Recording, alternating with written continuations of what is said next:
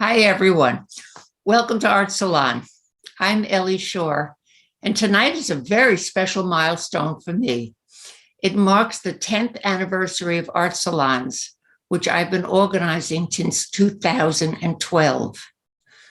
Art Salons began because I wanted to create a group where people who lived near me and were interested in contemporary art could meet, share our ideas, our knowledge, and learn from each other. Each art salon features one artist in South Florida, and they share their work, talk about the growth of their art practices, and share some about their lives and their development as artists. Environmental and social justice issues are often the focus of artists who speak at Art Salon. Our artist tonight has dedicated himself to bringing attention to a range of environmental and social justice issues here in Florida and around the globe. Xavier Cortada is a passionately dedicated environmental activist, artist, educator, and attorney, a University of Miami professor of practice in their School of Art, and Pinecrest Gardens artist in residence at the Hibiscus Gallery. He recently brought his Hello project to Glasgow's COP26 conference, and he's the founder of the Underwater HOA project and Plan T. He's just returned from a month-long Oolite Arts Home and Away residency at Anderson Ranch Art Center in Aspen, Colorado. Xavier's talk tonight is entitled Plan T and the Underwater: Socially Engaged Art and Rising Seas. It is my pleasure to introduce Xavier Cortada. Hello, it's such a pleasure to be here, and thank you for 10 years. Happy birthday!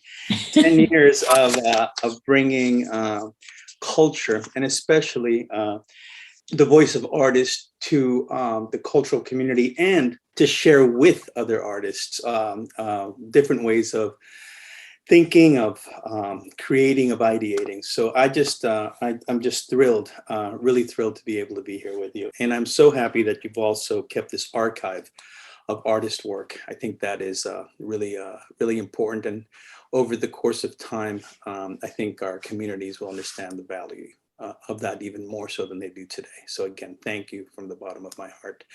I also want to thank you because, of course, I know you as a curator that reached out to me in a really wonderful exhibit. And some of the work that I have here is work that we you presented a while ago in that really sort of blockbuster show you had at Fat Village. The Underwater HOA was presented there. So I also, as an artist, want to thank you as a curator for believing in my work and for bringing me to these audiences. So thank you so much.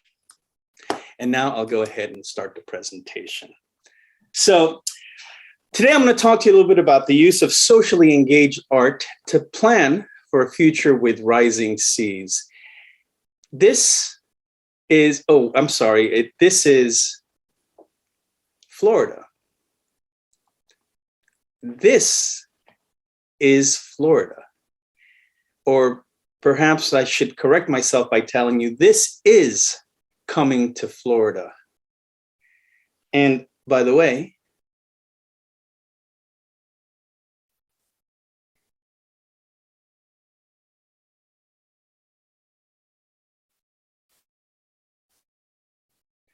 we have a state that is defined by water, shaped by water, and we are suffering an existential crisis as a community. One where the very threat of glaciers melting and raising our sea level should give us more than pause. It should give us enough ammunition for us to act, for us to engage our communities, for us to treat this problem as if it is coming much, much sooner than we are planning for, much, much sooner than we think, much more sooner than the way we are acting.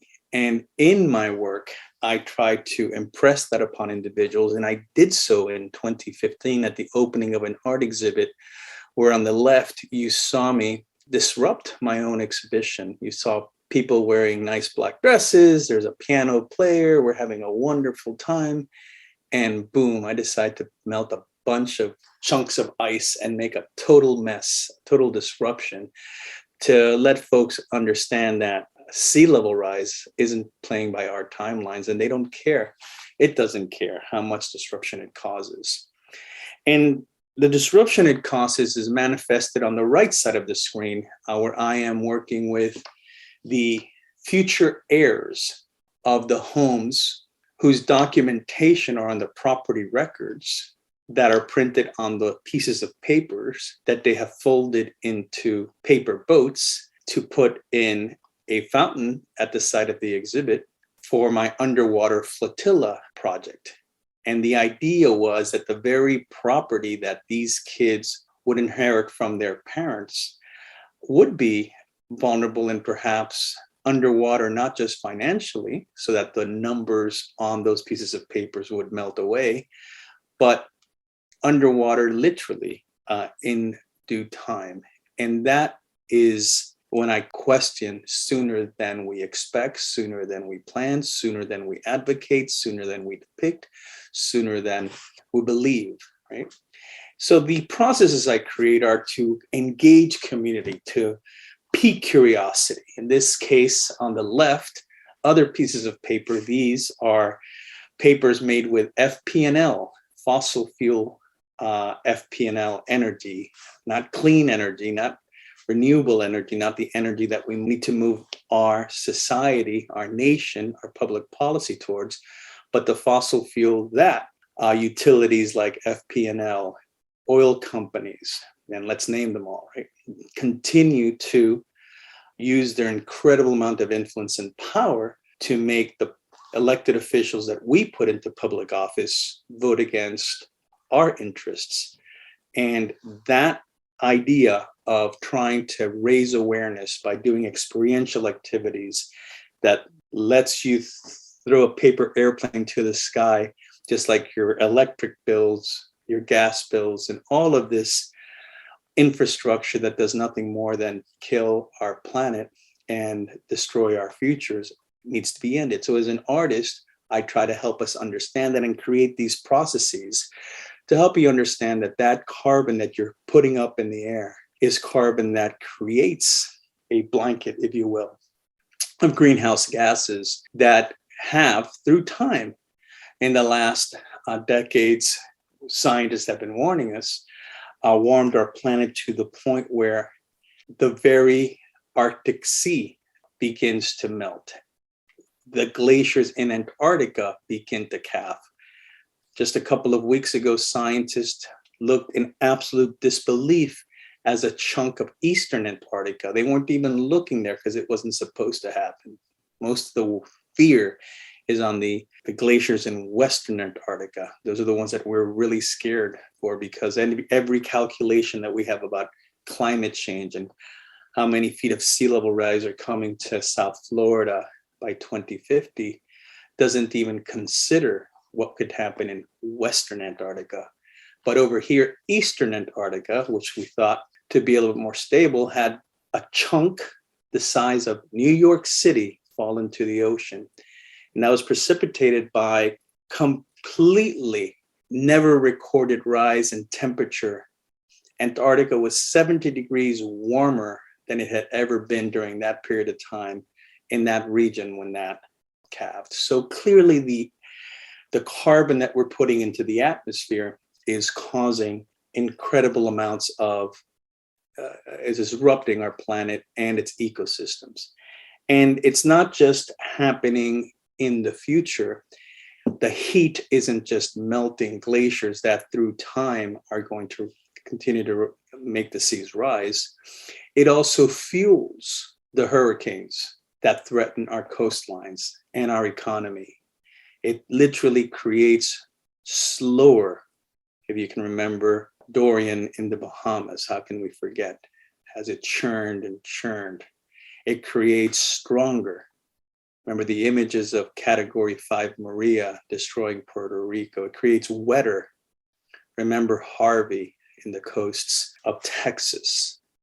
Hurricanes that continue to threaten us. And as an artist, I try to use my art to make you understand that at each way you think about it, whether it's looking at long-term, decades from now, or shorter term hurricane season, or really short term this afternoon, a heating planet can impact your life, your health, your community, your future, your grandchildren. And yes, you yourself, as you're walking down the street at 3 o'clock suffering heat stroke, because in this century, in the first 20 years of this century, we recorded the 19 warmest temperatures in all of recorded history. It is irrefutable that our emissions change the climate, and that climate is warming and our planet is suffering. And we need to find a way of animating democracy so that the policies that regulate how energy happens, how transportation happens, how systems happen, is done so in a way that is responsive to what constituents need. But constituents normally aren't as informed and can be easily duped.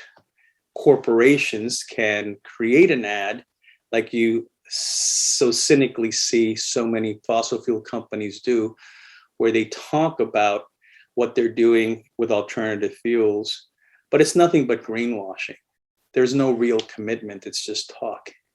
You see FP&L do that. You see a bunch of industries engage in that all across the private sector. And it is incumbent upon the citizens to ask their government to do something to be able to make it feasible for them to behave in a way that yields a healthier future for their progeny.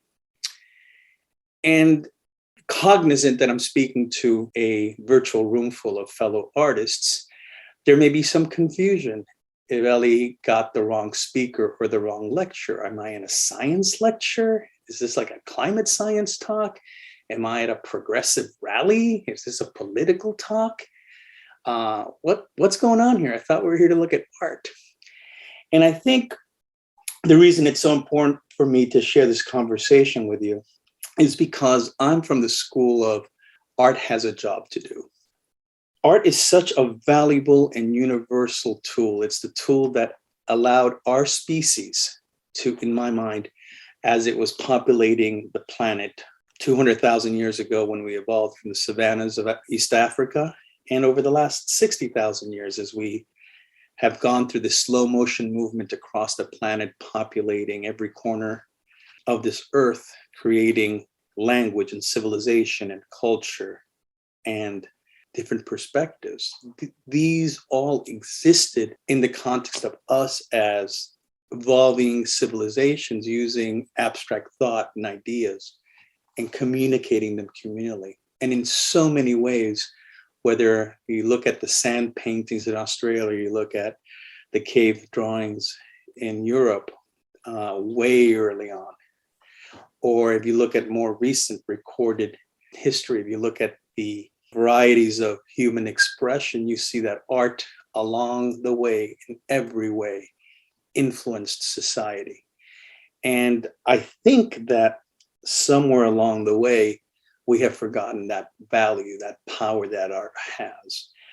Art can help us reframe the way we see. And I think, and especially this is where my work is, I think it can also change the way we behave. So I do things that may be a little weird, like planting a green flag at the North Pole, to try to change and work with those perspectives. I, in this case, was responding to a Russian submarine that in 2007 took a little robotic arm and planted its Russian flag right below where I'm standing at the seabed, at the bottom of the ocean. I'm standing on the sea ice at exactly 90 degrees north at the North Pole. But this Russian submarine was acting as a colonial power, trying to say that its shelf extended from Russia all the way to the North Pole, and therefore it owned the North Pole and thereby its navigation routes and its minerals, and was preparing itself for mining and navigating the Arctic Sea as it turned from frozen white to sun absorbing and warming open waters. And of course, I felt this to be the most ridiculous plan, because what sense does it make to be able to navigate and have a shorter distance, across continents by going through the Northwest Passage or across the Arctic, when you get to your seaport and that seaport is submerged? What sense does it make to try to transport, to try to extract, to try to do any of these human activities when the spaces where human civilizations had chosen to settle at the water's edge historically through time? That is where most of our habitation happens, going to be places of chaos. So as an artist, I created an art piece where I took a green flag and signaled that I was reclaiming the North Pole back from Russia, and I was reclaiming it for nature. And it wasn't just a symbolic gesture. As an artist, I wanted the green flag to signal for fellow humans across the planet to plant trees. And by planting trees, those trees would sequester carbon, which means there'd be less greenhouse gases, which means that the planet wouldn't be as warm, which means that the ice wouldn't melt as quickly, which means that Russia could put all the little robotic arms it wanted under the sea ice. That ice was going nowhere. Well, I am here to tell you that I have failed miserably, unfortunately. I went to the North Pole in an icebreaker. I don't believe that 20 years from now, I will need an icebreaker to get to the North Pole. I can probably go there on a sailboat or a kayak.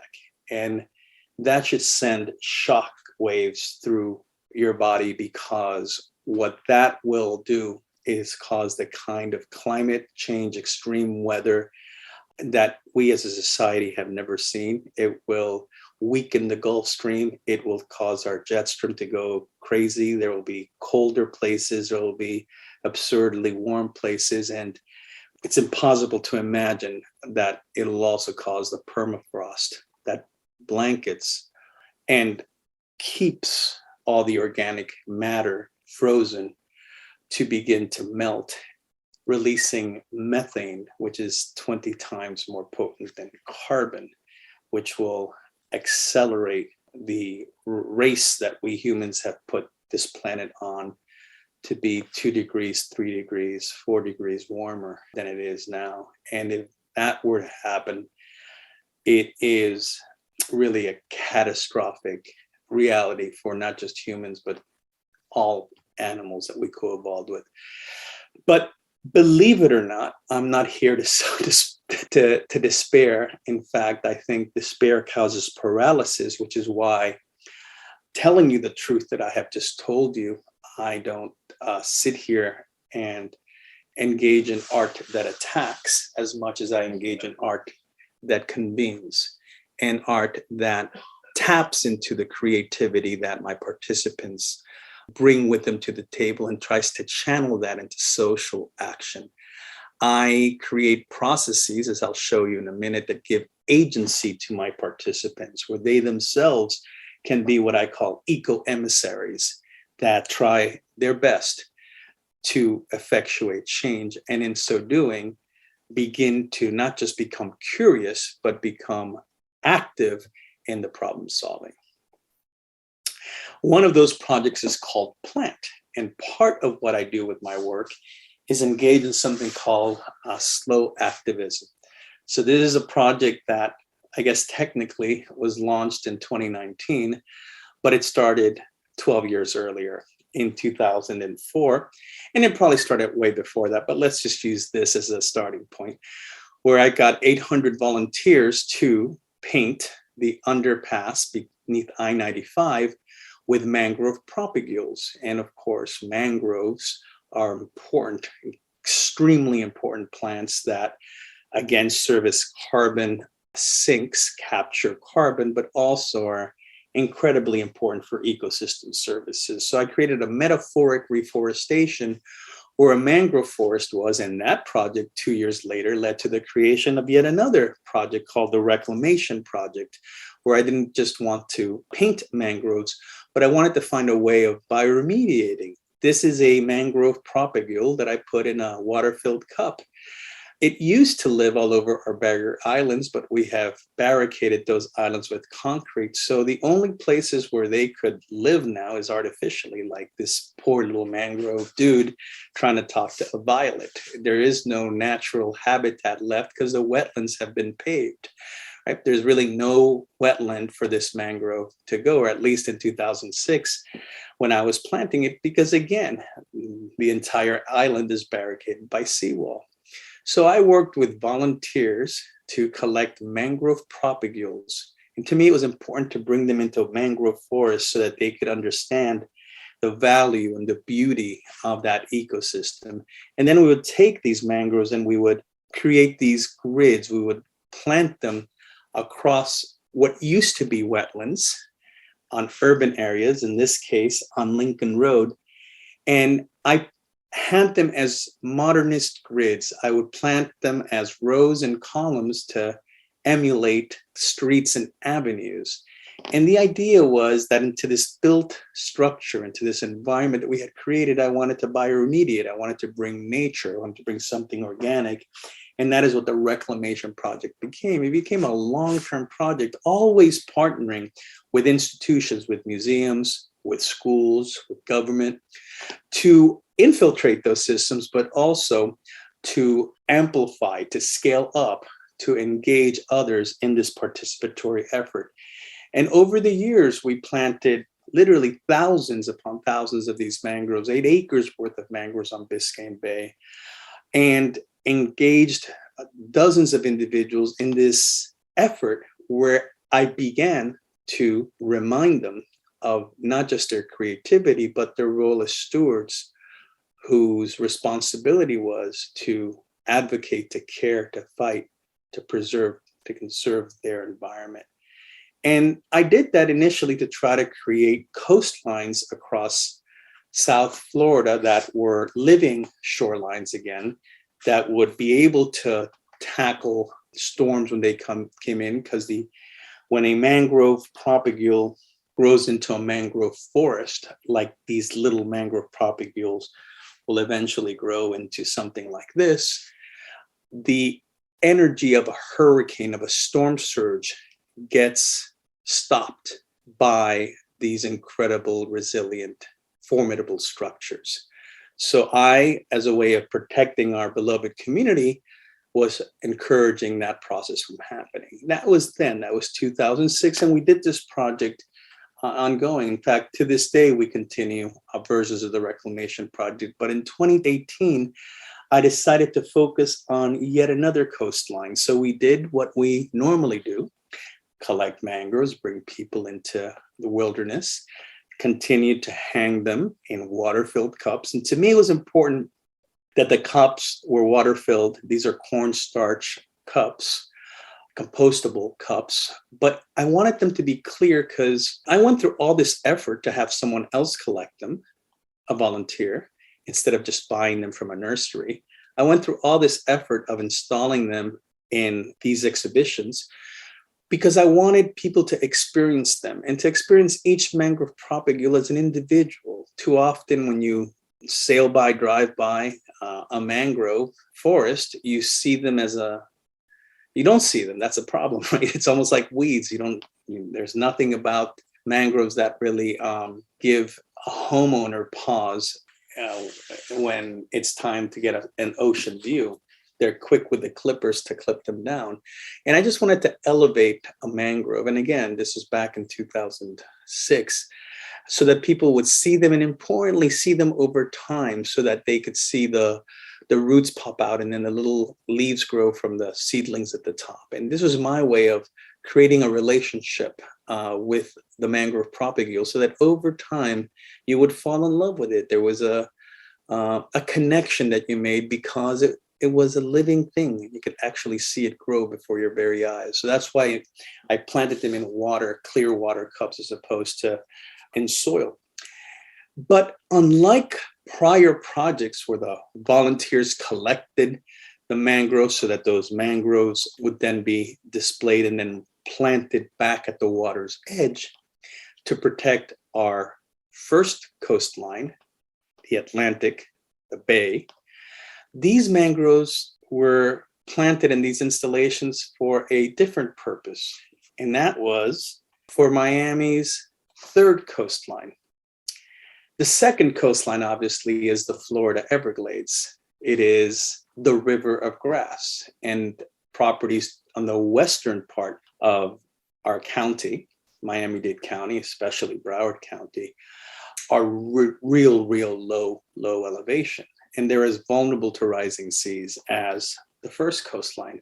But people don't think about the third coastline, and that is the water beneath our feet, our aquifer, our fresh water, our drinking water, the water that not only allows us to live here, but gives our oak trees in our backyards their source of water. The taproot of your big trees taps into the aquifer. Well, sea level rise is causing our aquifer to get salinated. And I wanted people to understand that crisis, to be able to see it. Let me try to explain that to you better by playing you a little video that I created about the plant project. Plant is a participatory art project where I'm asking individuals to address sea level rise by focusing on what's to come. I try to make the invisible visible by planting trees that normally grow at the water's edge and instead plant them in your home. Planting trees that are salt tolerant, like a mangrove, in a place where freshwater plants grow today is my way of sending a warning sign to the person who sees that tree grow from a small little sapling into a tree. So by planting this small tree, this little gesture of planting a tree in your yard, what I'm trying to do is motivate you to reframe the way you think and to be a catalyst in the problem solving. I'm also trying to get your neighbor to take notice, so I ask you to take a white flag, and on the white flag, write the elevation of your property. There's an app, eyesontherise.org. You type in your address and it tells you the elevation of your property. Putting that white flag next to your mangrove allows your neighbor to ask you, what is that mangrove doing there? And begin conversation about how you're both at the same ground, at the same level, and both impacted by the same climate future. Plant is a project that we are bringing to schools all across the community, 25 schools, so that they can create their own vertical installations. The University of Miami students will give lectures across 50 libraries to try to inspire people in those libraries to take mangroves to every corner of Miami-Dade County. It's a project that we're doing at Pinecrest Gardens during the farmers market, so people can just walk in, engage with our university students, and learn a little bit about saltwater intrusion, global climate change, sea level rise, and what we as a society can begin doing now proactively to plan for a future, at the same time that we plant the canopy of future Miami. So to me, it was important to engage in that project. And outside of my studio at Pinecrest Gardens, we have our local farmers market every single Sunday. So our volunteers go into the community and teach the community about it. And as you heard, we've created that in, also not just at the farmers market, but in schools and at every single library in Miami-Dade County. If you want to know a little bit more about it, you can go to this website, not about it, but about the elevation of your property, and you can figure out how many feet above sea level your property is. And again, the participants would end by getting that mangrove that they collected from one of those locations, the schools, the libraries, or our farmers market, and then plant it in front of their home with a white flag. And the white flag wasn't a flag of surrender. It's just a flag of surrendering the way you behave, the way you imagine your future to be. And to me, that was important. In fact, as that mangrove grows, your vulnerability to sea level rise grows. And to me, it was intentional to have you plant a tree that you would normally see with fish swimming at its roots. and to plant that tree in your front yard so that every time you walked into your home, every time you walked up your driveway and saw this tree growing, it would remind you that's one day closer to the inevitability of sea level rise impacting your aquifer, which means that the other tropical plants in your yard wouldn't survive because the sprinkler that you water it with uses its water from a well, and that well would be salinated. And also the inevitability that in time, depending on what your elevation was, that your land would cede to the seas, and that we as a community needed to plan for that future. So that's the plant project. And then there are ways of having individuals participate with that project online as well. And to me, creating that forum online gives people the opportunity to realize that they're not at it alone, that they're part of something bigger. And I do embrace technology as a way of doing that. The second project I want to talk to you about today is a sister project. It's called the Underwater, and it's just another one of these interventions that I created. And it's very, very similar in its approach. It uses the same app, but it really focuses on that second coastline, the first, but also the second coastline. And that is just how many feet above sea level is your property, and what is it that you are doing to address it. So in this case, again, if we go back to Antarctica, and by the way, this is a picture of the McMurdo Dry Valleys, and scientists study that lake in ways you could not even begin to understand how extreme temperature and how changing climate impacts life on this planet. I'm a member of this collaboration of scientists currently, but when I was down in Antarctica in 2006 and 2007, I asked them to give me samples from that sediment that you're looking there, one of the very few places in the continent where you can actually see something other than ice. And I created these ice paintings. These ice paintings I created were, in my mind, the precursor of the horrors to come. The very ice that I was given by scientists, I used it and I melted it to create ice paintings. These are paintings that I created in Antarctica at the McMurdo Station. I was in a laboratory that was turned into my studio while I was there. And as I looked outside the window of my studio, I saw the trans-Antarctic mountains, and the very materials that created that landscape that I was looking at were the materials that I used in my studio to create these pieces. And it's basically sediment and ice that I added pigment to, and I just watched the ice melt, and it created these formations. So it was a precursor of the horrors to come. These are my Antarctic ice paintings. And I remember creating them and really being moved by the process, because up to the point where I was in Antarctica, I didn't really understand just how much trouble we were in. But spending time with scientists and really understanding what glaciologists were studying, I understood the consequences of what was happening, our consequences of inaction. So these ice paintings, I think, were really important. In fact, they really, in many ways, transformed my career as an artist and what I did, because I didn't even go to Antarctica prepared to create these ice paintings. With me, I brought a bunch of canvases and a bunch of paints, red paints, yellow paints, right? Like I have a very tropical palette when I paint. And I was a figurative painter. I also did botanicals, but I really never created process pieces like these before.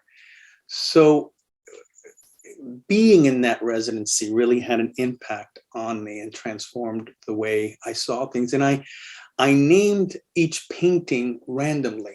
I took a map of Antarctica, and I just literally took names from the map, because those names in my mind were also pretty random. It's if your ship landed in a particular coast, then you name that coast for your country's monarch. If you're a guy who happened to be on a particular expedition and you saw that mountain first, well, then that's the name of the mountain. So I just thought to do the same thing with these ice paintings. So there's really no no rhyme or reason to their naming. I was just naming them for this continent. And in some ways, that randomness is real because these waters will flow everywhere, to the monarch, to the, to every shoreline across the globe. So just as they sort of found their naming by just who landed on them, they will find their eventual place to flow as we continue to put carbon in the atmosphere. And these ice paintings have been used time and time again in my work, in exhibits. I've given them to political leaders. I've used them to, sound this alarm about this crisis that I was seeing happening.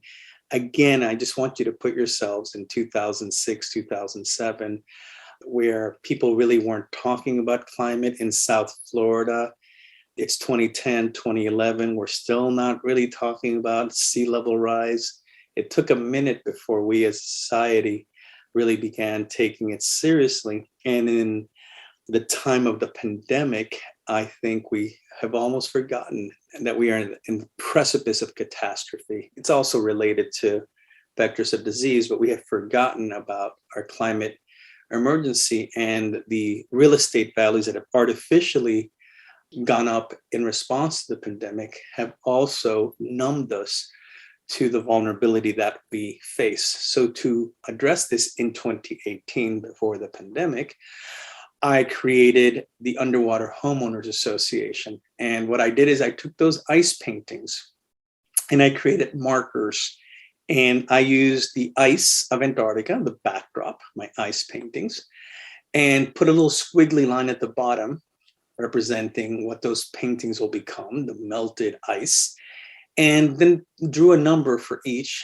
And using the app, you would find what your elevation was. And when your elevation, that squiggly line, rose to the number of feet above sea level your property was, right? The app tells you the elevation of your land. What that means is that if it's 4 feet above sea level, that means that 4 feet of melting glaciers will make your elevation not 4 feet above sea level, but at sea level, right? Because you've added 4 feet of ocean to the water. So the sea level is now where your house is. So the idea was to let people know this by literally bringing Antarctica to their front yards. And that was what this campaign was. And again, I have a video that I think will help you understand how I did that and how I worked with homeowners and brought people together so that they can learn and work together to address the project. So let me play for that real quick.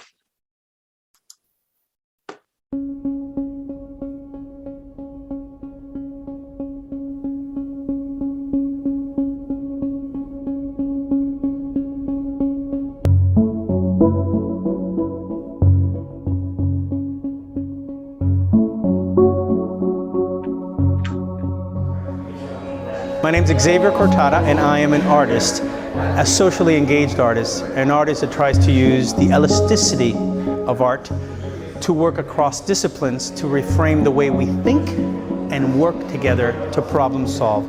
And specifically, the problem I'm trying to solve is the existential crisis that Miami faces in a changing world, a world changing by climate change and sea level rise.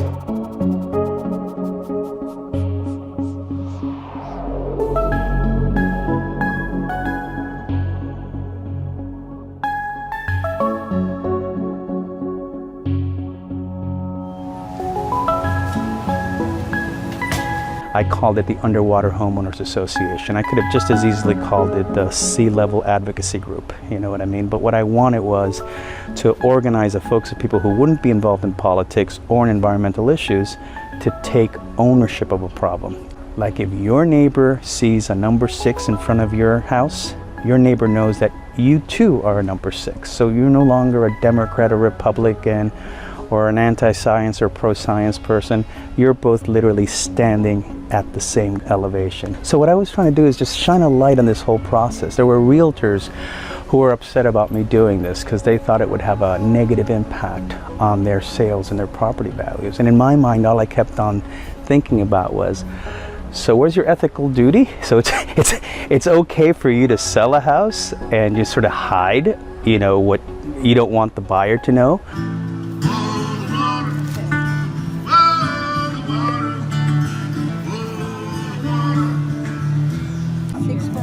That's Hialeah, right? 3. Okay. What did you do? Oh, I just.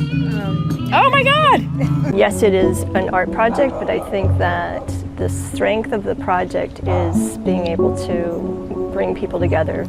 I'm hoping that you will all make signs today, and then hopefully put those in your yards, and then have a chance to talk to your neighbors about them when they say, "What is that funny sign in your yard?"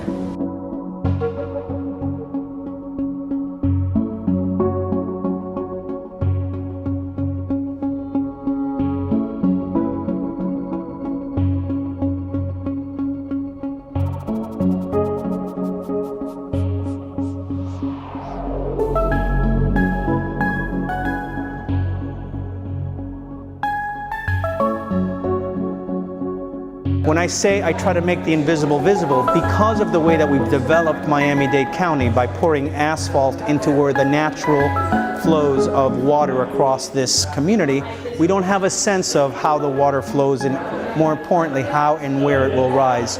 So by giving you a visual, by mapping, by putting markers, talking to you about the elevation of Miami-Dade County across the entire spectrum of our community, you begin to visualize your vulnerability, your community's vulnerability, and in so doing are empowered to do something about it. And the way I ask you to do something about it is by putting a sign in your front yard that has the elevation of your property, so that when your neighbor sees it, it's not a conflicting political sign, and it's not even a for sale sign.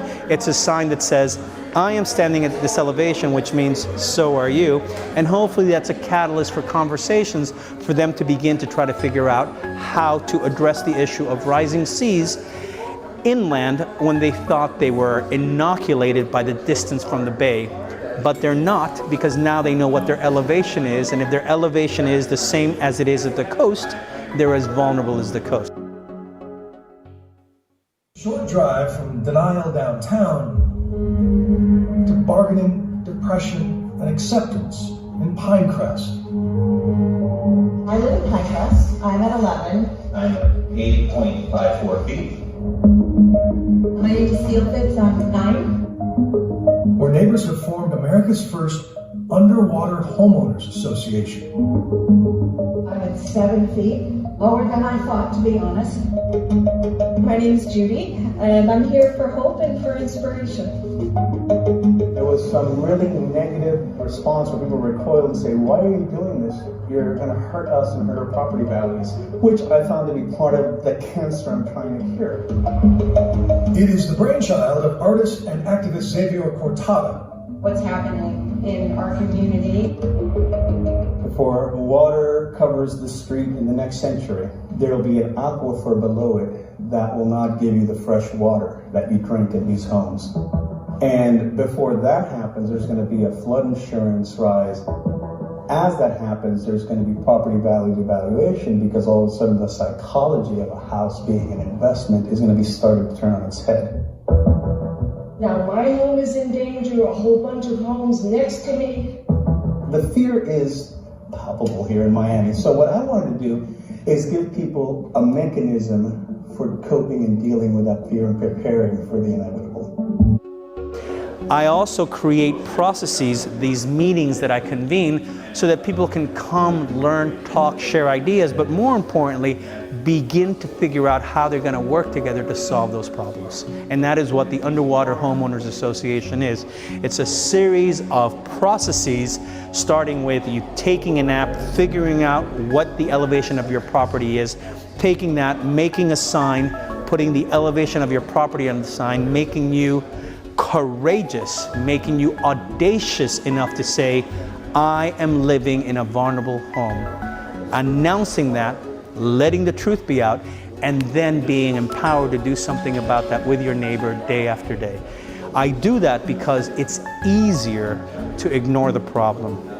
But there are too many who will suffer if we don't begin to address that problem today. So by creating these processes, empowering people, bringing them together, talking about it, I elevate the conversation, I make it comfortable for us to talk about it. And when you do that, I think we start moving society and humanity forward. Miami will suffer in the decades to come. It will suffer more if we do nothing about it.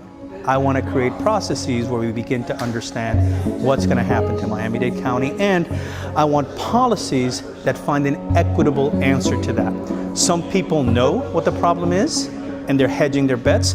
Other people are clueless. There has to be policy that addresses the divide of what will happen to some properties and what will happen to other areas of our county. And that policy has to be equitable so that if someone is going to lose everything and someone else is going to gain, there is a process that elected officials develop to manage that. If we leave it to market forces alone, which is a solution, I do believe that the vast majority of people in Miami-Dade County will suffer because they don't have the access to the information or the resources to move. And I want us to begin to understand how, as a community, we solve this, the greatest problem that we have facing us.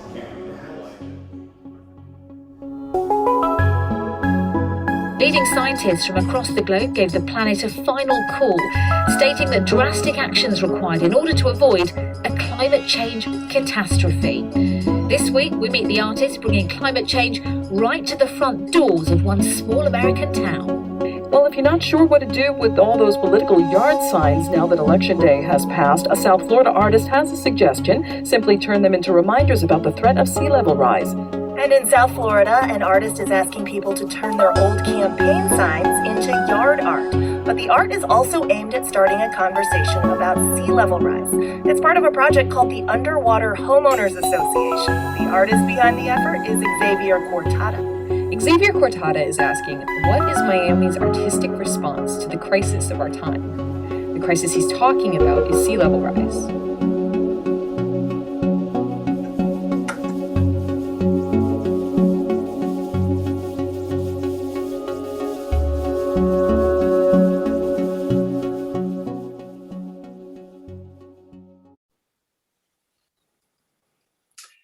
I've also then, working with the Homeowners Association group, decided to continue to innovate. And we decided to use some of our yard signs during the 2020 election to get individuals to think about what mattered when they voted and what that timeline was, so that, again, they would include climate as an important component of the calculus they made in deciding what candidates to elect. And my most recent iteration of the Underwater Homeowners Association was to create the underwater. I applied to Creative Capital to help support me in this, and I was deeply honored to be one of the 50 Creative Capital artists to receive an award to do this work.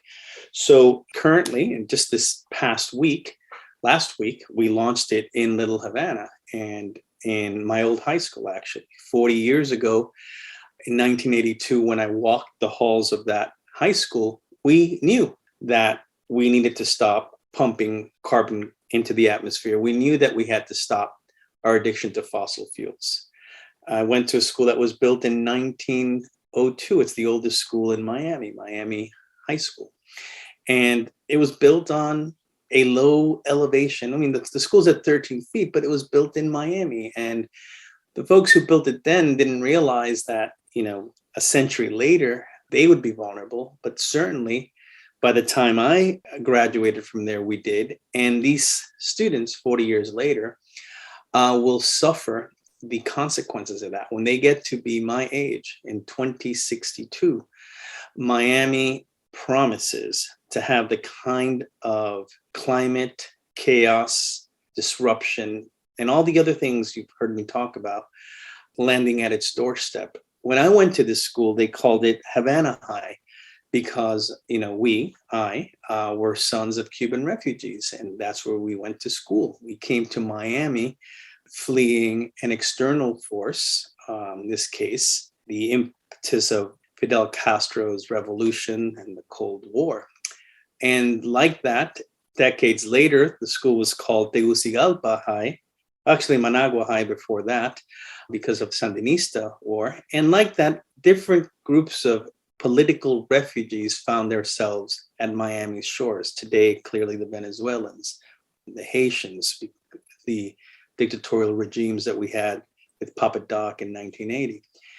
Well, these kids are going to find themselves having grandchildren who will be going to Miami High School with climate refugees, individuals from the Caribbean basin who are displaced not because of a Castro, but because of a Maria, or because you can't grow crops anymore because of droughts, or because the seasons don't jive with the pollinators anymore and everything is out of sync, or because there's economic chaos, or maybe, yes, the collapse of nation states. Those are the legacy of our inaction. So what I try to do with my art is make them aware, make them understand where they stand literally, but also through 90-minute sessions that my foundation, in partnership with the University of Miami, offer to these students. We're literally providing 84 90-minute presentations to every single student of Miami High School, and giving each of them a sign for them to plant at home, armed with this information, motivated by the entire school participating in the project, going to their community, talking to their parents and their neighbors about the issue, is my way of using art to engage, art to imagine a better future, and give these individuals, these young individuals, the tools so that they can begin processing and understanding and being curious about how they can begin to address their future, just like I did 2 decades ago by having people become stewards of wetlands. Here, I want these Miami High kids to be the caretakers of a future Miami and give them the tools so that they don't get duped as they try to negotiate a future with rising seas. So this is the launch of the Underwater. I'm part of an interdisciplinary team at the University of Miami. Really, really proud to serve with a top-notch environmental law professor at our university, with a climate scientist, with an economist. The executive director of my foundation, pictured here in the long sleeve shirt, Adam Roberti, also is on our team, as are 3 other graduate students and postdoc fellows. And our job is to, through the university, conduct research on how to prepare for this future with rising seas. So working with them, working now with Miami High School, we're continuing to, try to engage our community so that we can, through the Underwater, begin to effectuate some change. So there's a project that was launched last week and is a 5-year effort. For 5 years, I'm going to continue. Well, all my projects are. I don't know where the reclamation project starts, where native flags ends, and where plant begins again. They're all one big continuous way of engaging and motivating and inspiring our community to act. And that is what I do with the Underwater.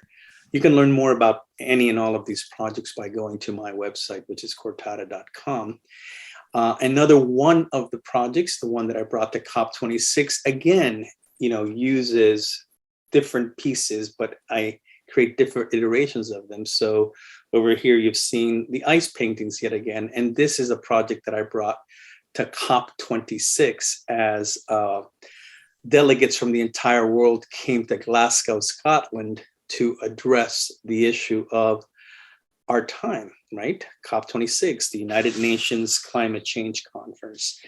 And what I wanted to do in this conference is make sure that we didn't identify ourselves by our own self-interest, but that we could find ways to, again, create catalysts for conversations, doing something weird like a mangrove in a plastic cup, or a green flag in the front of your house, or a marker with a number, doing weird things to make you do a double take, to make you think about something, but in every single way, give you agency for you yourself to be the messenger, for you yourself to be armed with the knowledge that you learned about from us, but also learned on your own, or inspired to create on your own, to make a difference. So over here, I wanted the delegates from the different nations not to just think about themselves and their self-interest, but to also think of themselves in the context of our planet and its future. Let me just begin by playing a video, and I'll talk over most of the video. It's a very small video. It's our last video.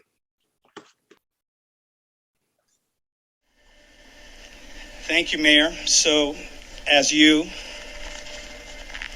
go to Glasgow, I know that you will be sharing all the wisdom, inner stories, but also sharing our elevation. Thank you so much. I'm relatively high at 7 feet, Daniela. Thank you so much, Mayor. So the idea here at COP26 was to create a sense of empathy and have us begin to see ourselves differently than how we arrived at Glasgow. Obviously, Glasgow's member states, it's nations, and it's different delegations trying to represent their own national interests. And many of them, yes, obviously they were there to address the climate crisis, but they were also concerned about their national interests, their economy. And I want you to think of what we're tackling here as maybe a glass, right? That scientists tell you, you can't let this glass overflow, because if it does, you're going to have 2 degrees Celsius, and that will spell all sorts of catastrophe for the planet, and literally millions of people will die. So you can't let this glass overflow. The industrialized nations have filled 80% of that glass already. It's filled mostly by industrialized nations, and that is baked. So there's only 20% left. There's only so much more carbon before you pass this threshold. And the nations that are now developing, that don't have all the things that you have in your refrigerator and in your home and the number of cars you have in your home, right, want to have that opportunity too. So you have nation states that are wanting to go at different pace. There's also nations that are in the pockets, if you will, of big industries that are insisting that they're not going to change the way that they power our planet because the infrastructure is already in the fossil fuels. So you have all these different competing interests. And I just wanted to have you empathize and connect with a fellow human being by literally creating these labels that allowed you to think of yourself and your role in a different way.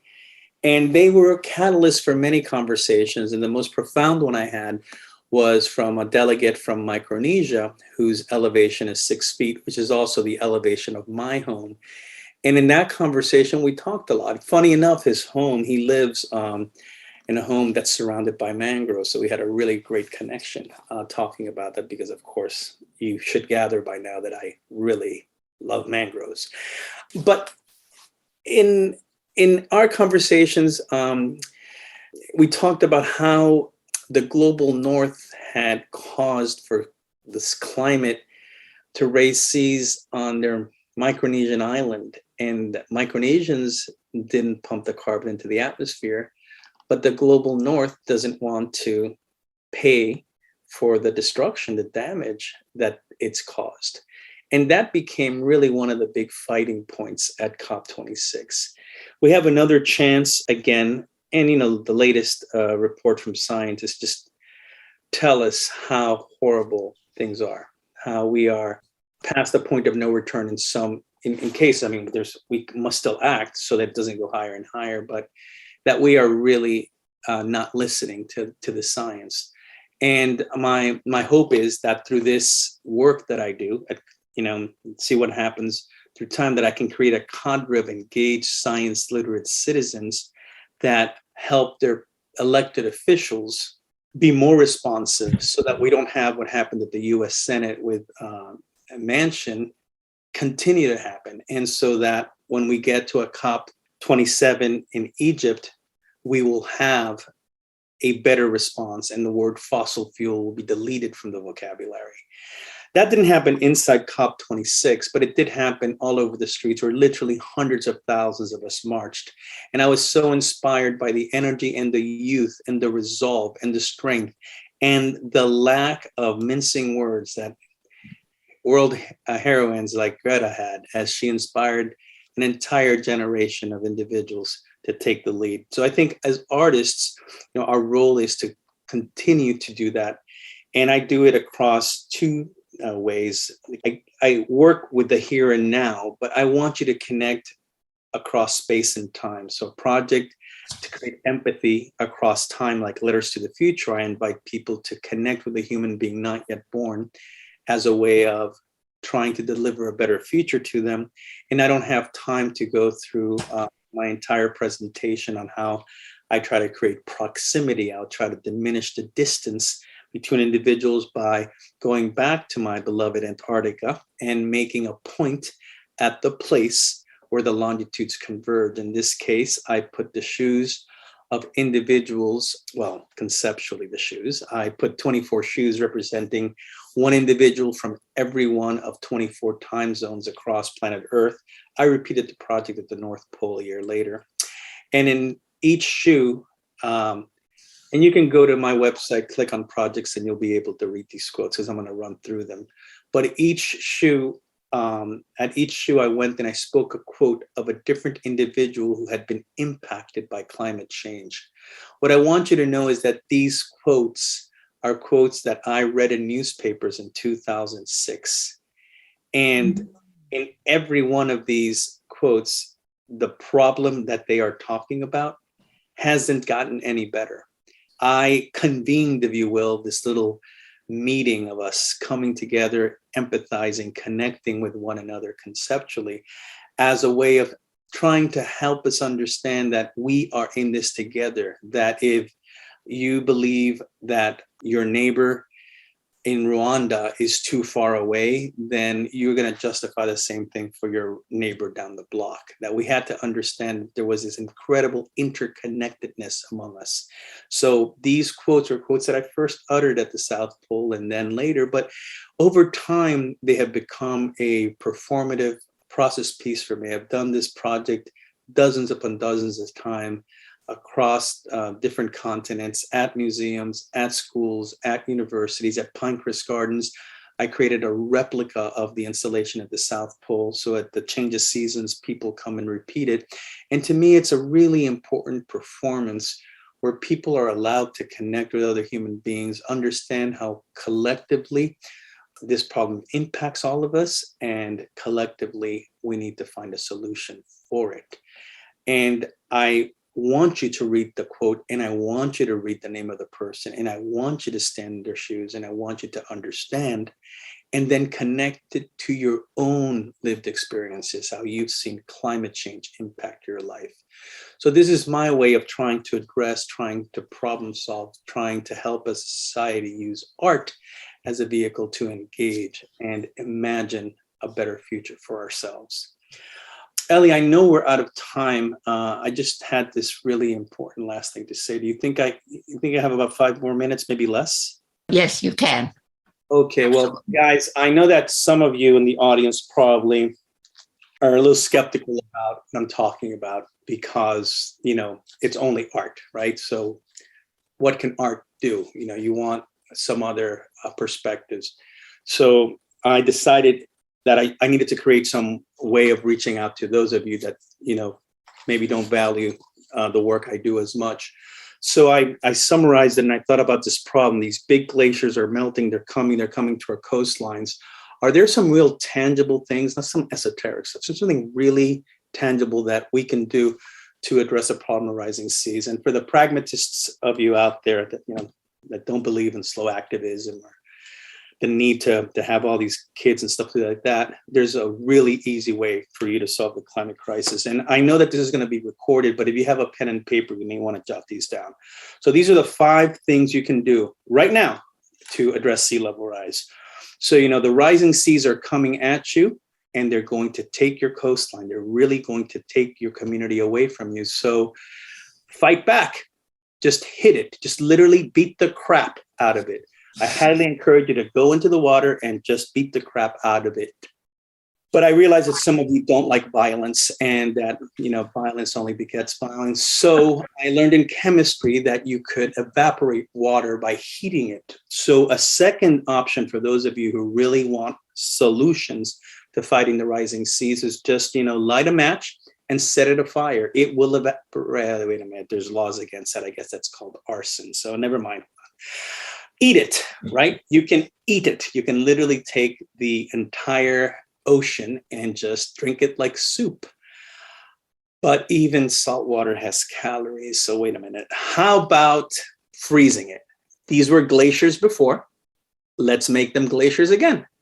Everyone just go grab your ice trays, go out to the water. Everyone just put sea ice in your refrigerators. We'll take it. Wait a minute. Refrigerators pollute, right? They emit carbon. Yeah. Okay, that's not going to work. Okay, I've got the answer. Let's take the entirety of the ocean, dig a hole, and just put it underground. The water's above ground. Let's put it underground.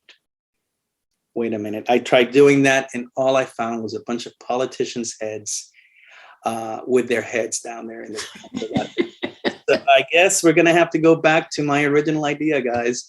We've been doing it, for the entire existence of our species. Use the power of art. Use art to transform, to inspire, to engage, to problem solve, and to build that cadre of loving human beings who are empowered, who have agency, and who can help transform our society. Thank you very much. Thank you, Xavier. The film was, I love your logic. I love your gotchas. What an absolutely thank you for that. Perfect way to end. And what a perfect way for me to celebrate 10 years of Art Salon. So I'm thrilled. And, it's fascinating to me. So many of the friends that I have are people that I know through Art Salon. So the fact that I wanted to have a community and meet people who were as excited by art as I was has totally come true in my own personal life. I feel like I've been giving to the community's been giving to me. And I know wonderful people because of Art Salon. I know so many wonderful people because of Art Salon. And so this is my own personal celebration. I welcome anybody into it. Thank you. I hope you will come back next month, first Tuesday night of the month. It will be the last Art Salon of this season. I give myself the summer off and kind of travel and refresh and plan, and hope to see everybody the year after. But thank you, Xavier. Thank you to the people who hung out for 2 hours with us. Loved having you here. See you again soon. Bye-bye all. Good night.